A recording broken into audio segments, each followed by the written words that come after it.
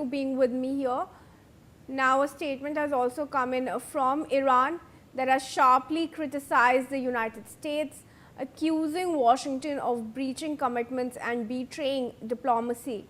The remarks reflect Tehran's continued mistrust of US policy, especially amid ongoing tensions and stalled negotiations between the two countries. Iranian officials say repeated actions by the US have undermined diplomatic processes and weakened prospects for meaningful engagement. And in the latest updates coming in, Iran has officially rejected all negotiations with the US along with the Strait of Hormuz. It's fully closed again. Let's go across to my colleague Ajay Jandal here. Ajay, take us through the details of the statement that has come in from Iran.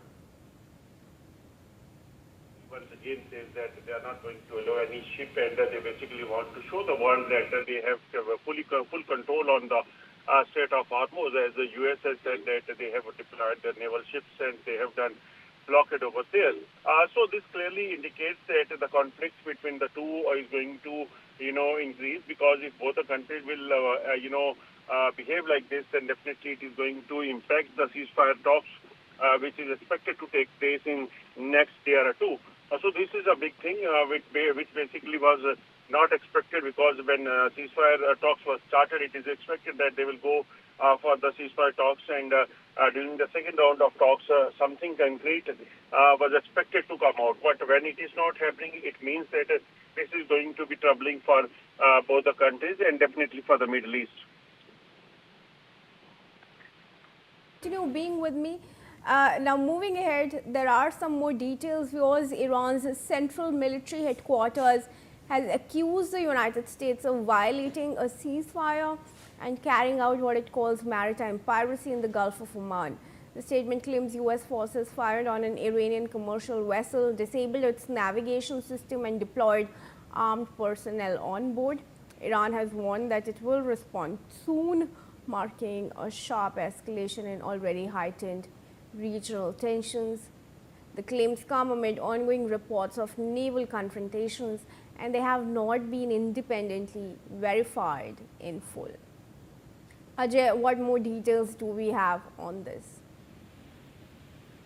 Pardon, please repeat the question.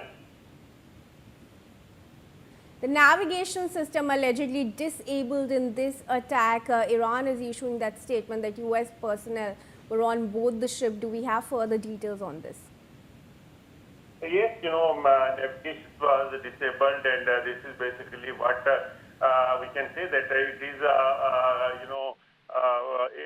it is basically to stop the movement of the ship in that area, and we have seen that both the countries are claiming that they are having their troops on the ground. So that is the reason that one and another, they are trying to show the, Iranians are trying to show America, and America is trying to show Iran that how they can hamper the movement of the traffic on the Strait of Hormuz if they are not agreeing. And this is a pressurized, pressing tactics from both the sides. Now, Iran is saying that they are not allowing anyone from this route, means that they want, they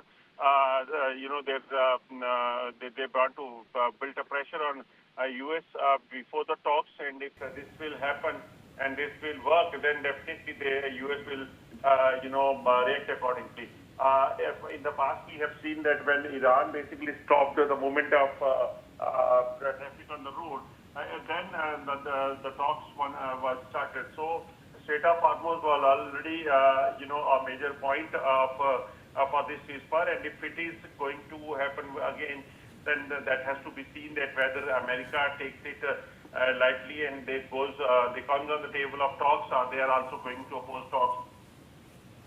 All right, Ajay, thank you very much for bringing us those details. And with that, we